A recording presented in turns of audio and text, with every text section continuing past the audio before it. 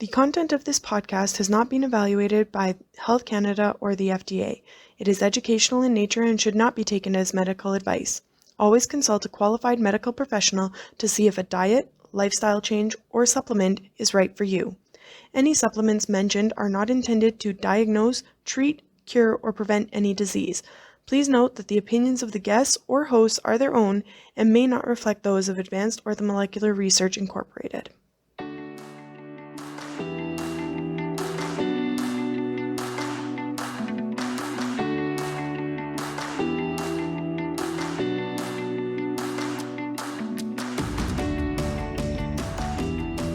Welcome to Supplementing Health, a podcast presented by Advanced Orthomolecular Research. We are all about applying evidence-based and effective dietary, lifestyle, and natural health product strategies for your optimal health. In each episode, we will feature very engaging clinicians and experts from the world of functional and naturopathic medicine to help achieve our mission to empower people to live their best lives naturally. Hello, everyone. Welcome back to an episode of Supplementing Health. We are so excited because we have one of the preeminent orthopedic surgeons with us today. We have Dr. Vonda Wright, who has tremendous experience and his very impressive resume, drawing from 20 years of experience. She's coupled clinical and research pedigree with love of teaching to educate, inspire, motivate, and entertain, which is so important right now. And really, she's in a space that we don't see a lot of representation for women. So Dr. Wright is internationally recognized as an authority on active aging and mobility. And she believes that with mobility, smart nutrition, and building relationships, we can harness our own power to control 70% of our health and aging. She specializes in sports medicine and is one of the few female orthopedic surgeons in the United States, and currently serves as an orthopedic surgeon at Houston Orthopedic. She is a founding director of Performance and Research Initiative for Masters Athletes, PRIMA, and is the inaugural medical director of the UPMC Lemieux Sports Complex. She's got some pioneering research in mobility and musculoskeletal aging, and is really changing, we think, about the aging process. So thank you so much, Dr. Wright, and welcome to the podcast. We're very happy to have you here. Thank you so much for having me.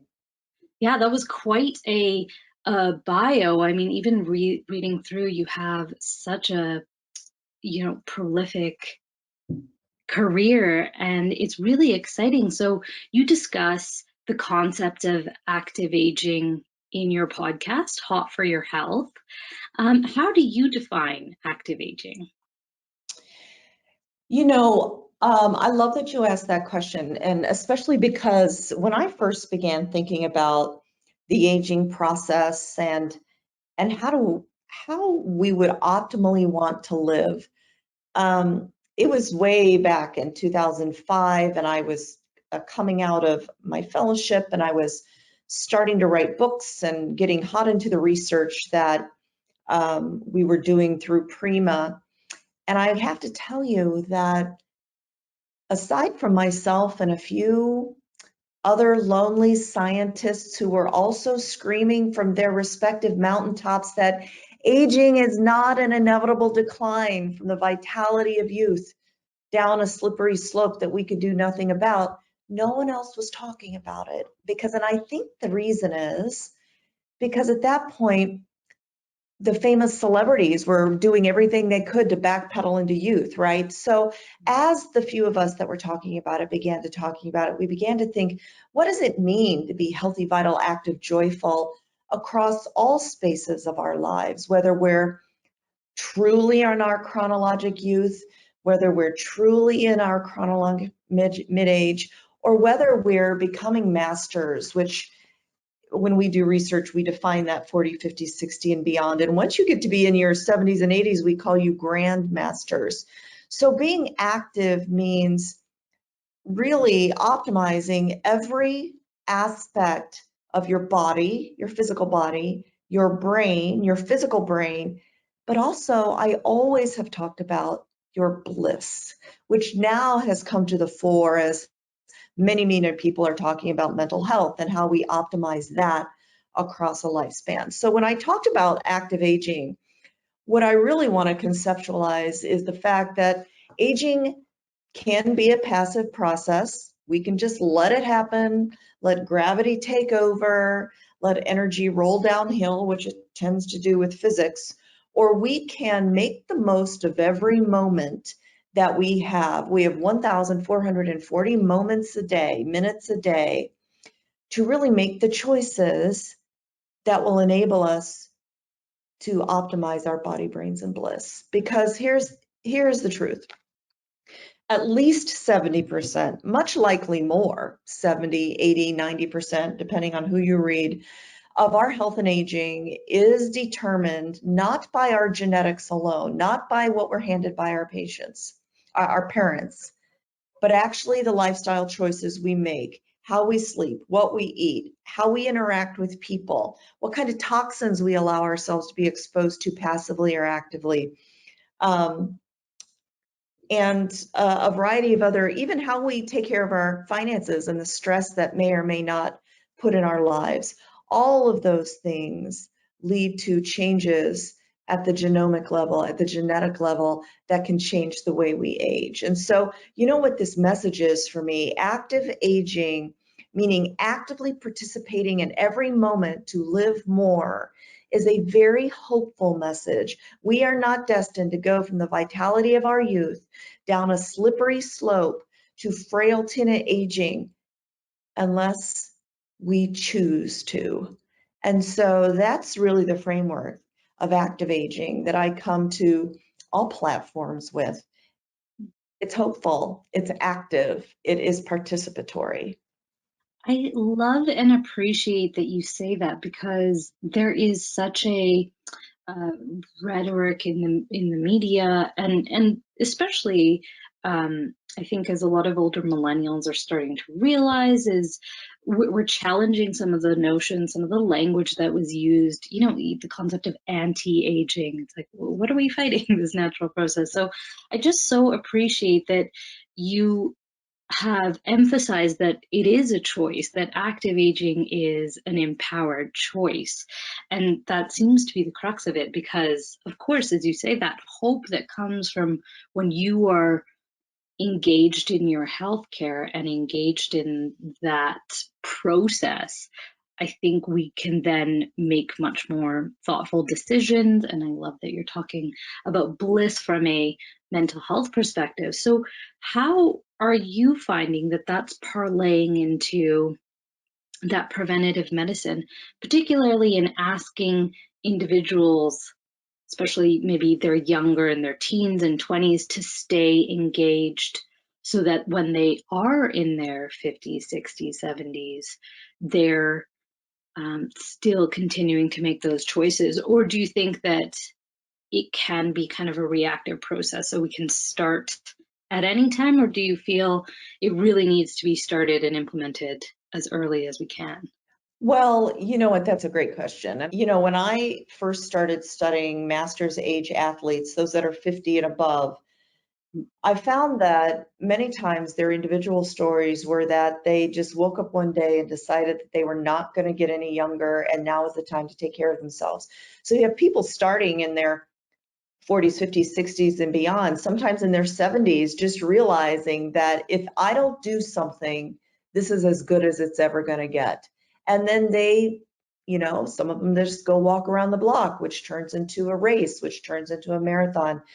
Or they, you know, they pick up a can of peas off the shelf, which turns into squatting 100 pounds, right? There is never an age or skill level when we cannot affect our bodies. So one side of the story is you can start at any age. There's no prohibition. Our bodies are dynamically designed to modify and grow and adapt to the stress, good stress, the eustress you put on it.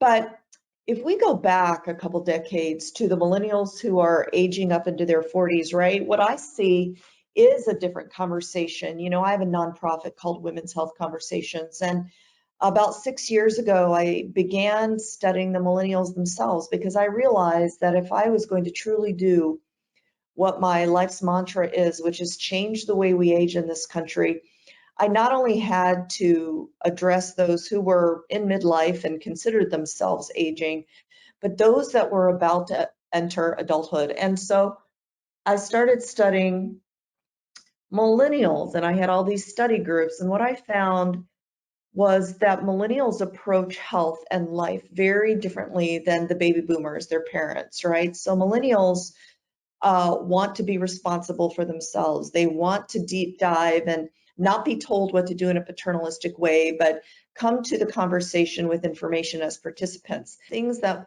perhaps baby boomers would not have considered healthcare, such as massage and meditation and mental health and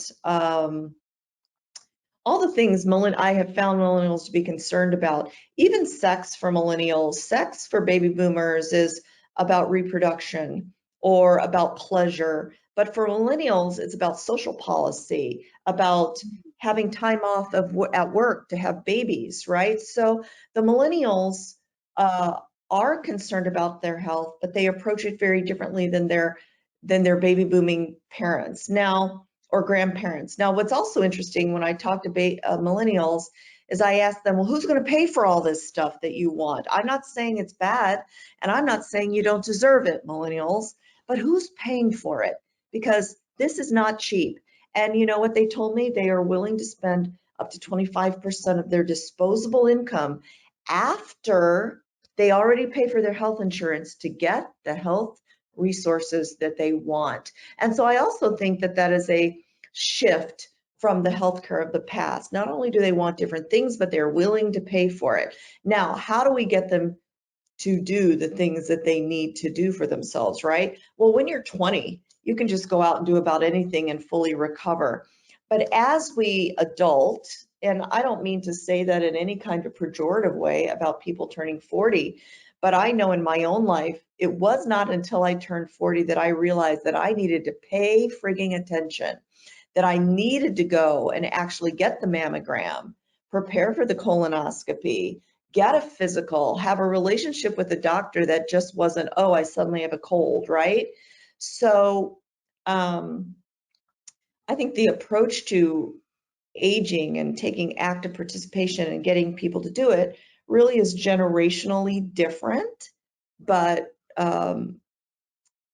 I think every generation is willing to do it if we teach them how to do it in more than just what you find on the average newsstand way, right?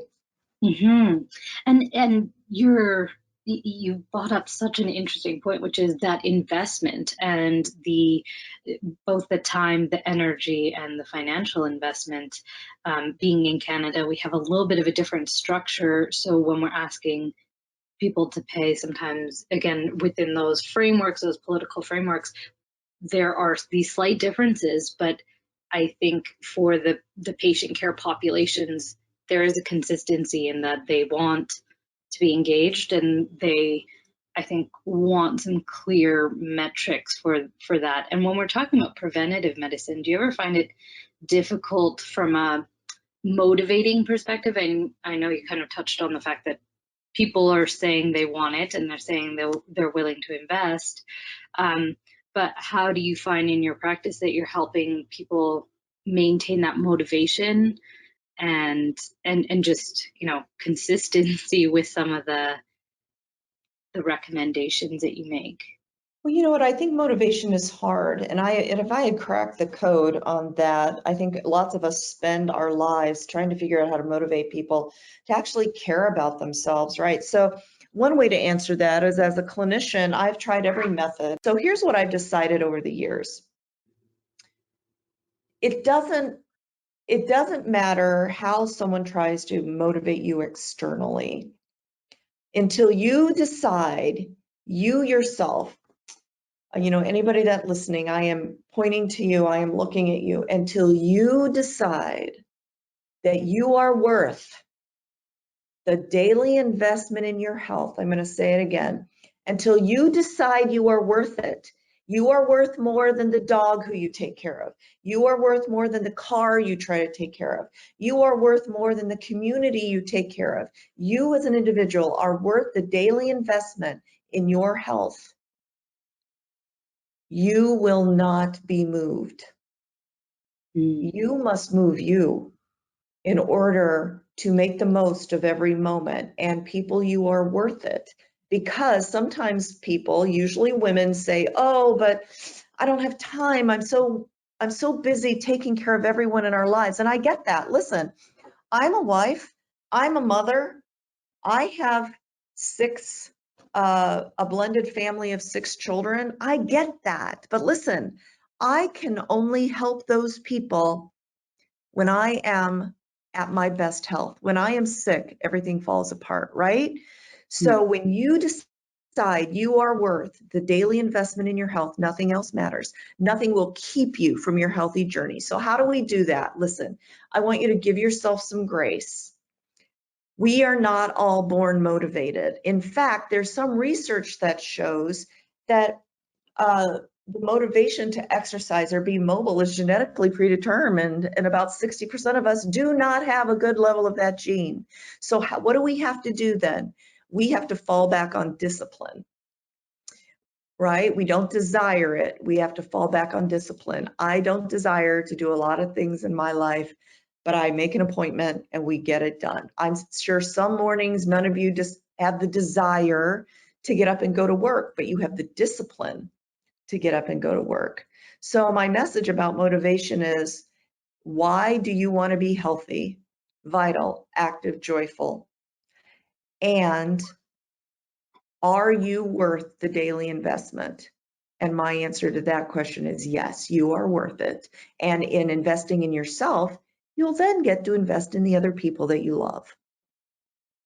Right. Yeah. And I think it's, as you've mentioned, so important to assign value to yourself, of course, Yeah. and keep that value at the forefront of everything you do.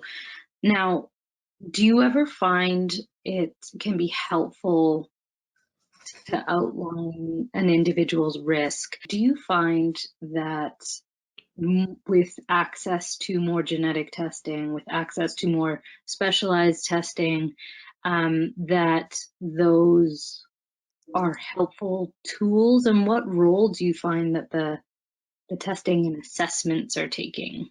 Well, you know what, I think until very recently, and I used to say this from the podium, that genomic testing was a party trick, right? It wasn't really ready for prime time. There wasn't a lot we can act on. And that has been true for a lot of years. But at this point, we are getting to the point where when the genome was first sequenced, it cost billions of dollars. It took, I don't know what it took, 13 years if I'm remembering right. But now we can swab the cheek of every baby born. Exponential technology doubles in speed and halves in cost every 2 years. So within the next 4 years, a genomic screen, which now costs $1,000, will be under $250, maybe $100. So why shouldn't we then identify risk factors for disease from the day of birth? So number one, I think we're getting there. I think the fact that we can sequence our genome will demand precision medicine. And so even in my orthopedic practice, I am now moving towards, in the new year, a model called precision longevity and ageless life, meaning that we are not going to only do the standard orthopedic things we do for you, but I'm going to start drawing an array of biomarkers which tell you, how are you doing from an aging standpoint? How inflamed are you? How many senescent cells do you have? How much NAD plus, which is the energy of one of the energies sources in our body, how much do you have? How can we modify or supplement or activate via the 5 or 6 pillars of health to optimize you, right? I'm not trying actually to add hundreds of years to your life, right? Some people think that, you know, babies born today will live to 120 years. Well, okay, what if they do? But what if only a small part of that life is actually healthy. So, right now, babies born, actually the life expectancy now is about 80 years old. The true longevity is about 80 years old. But that's the lifespan.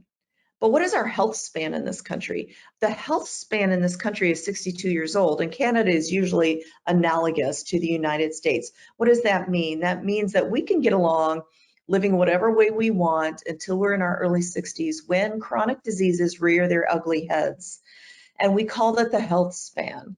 So when you ask me what we're doing to test biomarkers, to design longevity in a precision way, which we are doing, we are drawing tests that we have traditionally not drawn because we couldn't, there was no action steps to them, right? But now there are. The science has caught up to the lifestyle, and there are things we can do to decrease senescent cells in your body, to increase NAD+, to look at your inflammation, to augment traditional medicine with things that, as you mentioned in our pre-interview, that are thought to be, or as are termed, more alternative. But in my mind, they're not alternative at all. We are learning the science behind them to use them in a real way to equalize the health span and the lifespan. So in my own clinic, I've mentioned it, where we have a program called Precision Longevity, where we measure 20 biomarkers of aging. I've just teamed up with another company called Age Rate, which uses DNA methylation technology to tell you, well, really, how old are you metabolically? And then we can measure where you are from a mobility standpoint, from a lactic acid threshold, and really design 4-month blocks of how we're going to optimize this aging process and really jumpstart, if you will, what may be just a passive process into an active and optimized aging process, with the goal that if you're going to live 80 years, you're going to live 80 healthy years and die in your sleep, versus living 62 healthy years and spend 20 of your years dying, which is currently what's happening. Right. Now, I mean, you touched on so many amazing points in that, and I think the optimization piece is so important, and what often our listeners come to, and that's why they're here, is they want to understand the nuance. We're all looking kind of in that nuance space and making sure that things are individualized to our health, to our needs, to our genetic factors. You talked about the pillars of health. I wonder if you can just speak to that a little bit more, particularly in context of the recovery process, the rehabilitation process from injury and from mobility. Why is that? What are the pillars of health, and why are they so important as we age and recover? Well, you know what, I think there's a lot of different opinions about what the 5 pillars of health are. The 5 that I talk about almost every day are smart nutrition, chronic mobility, which means moving every day, no matter what your ability is, being chronically mobile to whatever you're capable of, sleep and restoration, socialization, and detoxification. So, each one of those pillars could be, I don't know, not only an entire show to discuss it, but really can take years to unfold if you're, going deep in one pillar. But listen, it's not that hard, right? People say to me, tell me one thing I've got to do in each category and let me start with that. And so, so as not to overwhelm people, that's what I do. So here, the one thing I tell people to do in each pillar, and I think it'll be interesting to you to know that as an orthopedic surgeon, and my main tool is mobility, right? I'm a mobility doc. We are the gatekeepers of mobility. We help keep people moving no matter how their movement is. I used to start with that. And then about 5 years ago, I pivoted and I started with smart nutrition, and we're going to talk about that. But now what I start the conversations with about how do I begin to optimize my aging process or my health, I start with sleep and restoration. And here's why. As a surgical resident and fellow, and then a new mother, there were 9 years of my life, 9, that I did not sleep. I was either on call every other night or I was on call every third night, which basically means that you're up for 36 hours at least before you go to sleep. That's what doctors train. No wonder we're tired all the time. And then I had a new baby, and I didn't sleep for 2 years then. So there were 9 years of my life when I literally didn't sleep.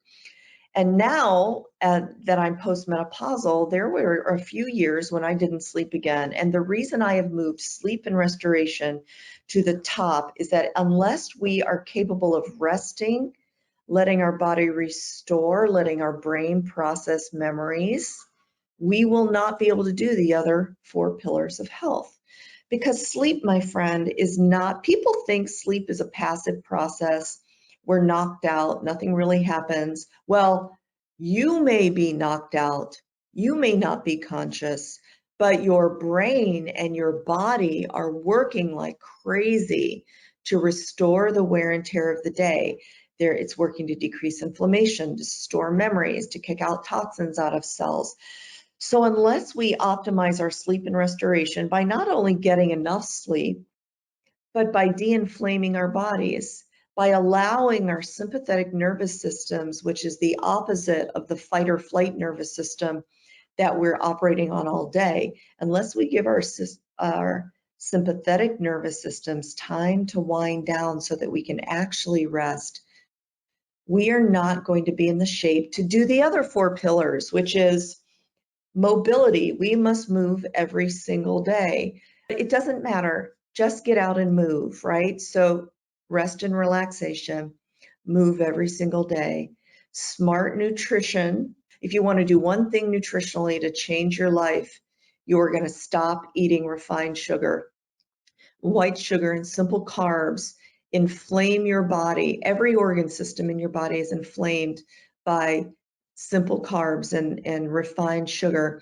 And I promise you that if you do the hard work of sugar detox, it is worth it. I'll tell you, in my life, I'm an old athlete. And when I am on sugar, my body hurts all the time. Toxed off of sugar, I don't even feel my body. My body feels like it did when I was 26. So we've talked about sleep and restoration. We've talked about mobility, smart nutrition, socialization. We need friends. We need people. We need to get back and have dinner with people. Adults need unorganized activities such as play. It is okay to kick a ball around a yard or, just throw a frisbee. Our body needs that socialization. And finally, detoxification. Something that's killing our children in a way that we've probably never seen before are plastic toxins. Plastic toxins are being found in breast milk, in our children's blood. I mean, plastic is ubiquitous in our packaging in this country, and yet the American Pediatric Association, as well as a number of other high-level associations, have put out a warning that we have got to pay attention and detoxify our bodies from plastic. So those are the 5 pillars of health. And the one thing that I'm telling my patients, if you need to start somewhere, start here, because people get overwhelmed and they're like, there's just too much, and there is too much. If you do these 5 things we've just talked about as a way to start, you'll be a long way towards optimizing your precision longevity and being ageless. Yeah, and it can feel very overwhelming. It can feel like we're constantly being inundated and we're all doomed. But I love that you simplify it to the point where, as you kind of alluded to, our bodies know what to do. It knows how to become flexible and how to make those changes. We just have to implement, again, some of that disciplines. I want to focus in a little bit, if we can, on the chronic mobility piece, because as you mentioned, orthopedic surgeons can be those gatekeepers of movement. And have you seen a lot of shift, not just in the language around mobility and recovery from injury, but in the treatment approach? How do you help guide patients through that? And are you finding that there's even been a shift in how we talk about it to include individuals who have mobility restrictions, those who may be wheelchair bound or have some sort of sensory difficulties? Two pieces as a framework of what I'm about to say is that, number one, I do not believe there's ever an age or a skill level where we cannot change the trajectory of our health through mobility, right? So that's framework number one for me. Framework number two is we are actually designed to move. So sometimes we are not capable of moving in the way that, we could be optimally designed to because of an injury or because of a congenital problem or, a chronic disease. But our bodies are equipped to do whatever we're capable of. So that's my other framework. So I never cop out to, oh, I just can't because of a life circumstance. I think there's always something we can try. So I think the entire paradigm of what we're capable of from a mobility standpoint has been flipped on its head. And in doing, because technology has enabled us to be, quite frankly, like the Borg. I don't know, I don't say that in a flipped way, but think about the integration of machines into flesh and bone bodies and what that gives us the capacity to do that we were never capable of doing before. And I think it's an exciting frontier that we're going to have to figure out how to use together. I think the biggest impediment to mobility, frankly, is not traditional disability. It is the couch. And it is the 68% of people in both of our countries that do nothing every day to use the power of mobility to save their own lives. Listen, in the United States, 66% of all of our population is obese or morbidly obese. That is not traditionally thought of as a musculoskeletal disability, such as losing your legs in an accident on a mountain. But that is a bigger impediment to health than not being able to move because you've had a tragic accident. Yeah, absolutely. I really want to quickly just touch on the nutrition and supplementation that supports the mobility and supports our ability to be mobile. Do you ever include supplementation regimes? What do you tend to look for? I know this can be a huge topic, but how do you navigate that?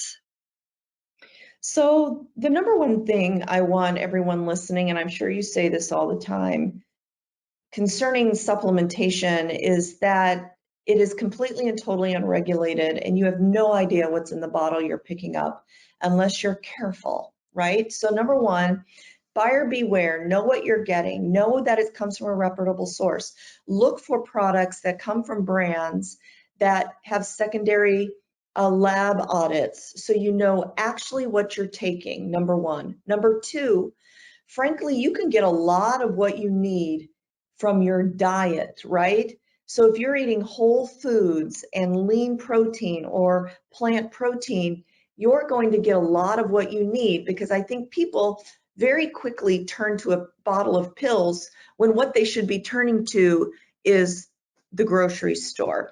So that's number two. Now, that being said, I do take supplements myself, and there are some that I give to my patients. And the primary one is vitamin D, because none of us, especially in Canada, get enough vitamin D from the sun. And so most of us live in a vitamin D deficient state, and it's critical in our bodies. So that's something that I usually suggest. I'd rather people get calcium, magnesium, potassium from their diets. It used to be mantra, but now it's a little bit controversial about whether calcium and supplementation does anything at all for people. That being said, most of my patients are still on 1,200 to 1,800 milligrams of calcium in divided doses because our guts can only absorb 600 milligrams or so at a time. So, when there are really big questions about what to take, and you have to consider the source and you have to get your information from registered dietitians or experts, right? Not just from another magazine off the shelf. Mm-hmm. Yeah, it can really feel sometimes like the wild, wild west when it comes to supplementation. Yeah. So it is so important that, even though the free market kind of drives where we start investing a lot of research in, or it can drive the current trends, it is really important to keep in context the right individual for these, not the same supplement may not work appropriately for everyone. Well, that is a wonderful note to end off on. I'm so appreciative of the work you do and you taking the time to explain it to our listeners. And, what you're doing is so important. Everything you touched on, we crave that information. And I think the populations that are being underserved by this kind of blanket recommendations based off of research that was in, like you said, other populations, it's not translating well. And as we have this access to so much information, I think it really behooves the industry to push and promote more research. We're in a time of information. So thank you for what you do. Thank you for your time. Where can our listeners find more information about your practice, about all of the work you're currently doing? How can they reach out to you? Oh, I'm glad you asked. So if you all are on social media, I am on Instagram at Dr. Dr. Vonda Wright, and you can find a lot of what I'm doing there. If you're interested in the orthopedic side or the precision longevity side of what I'm doing, you can reach out to me via my website, which is the same handle, drdrvondawright.com, and there's a opportunity there to write me a note where we can talk about what it means to live an ageless life, precision longevity, orthopedics. That's how you get to me. So thank you so much for having me on today.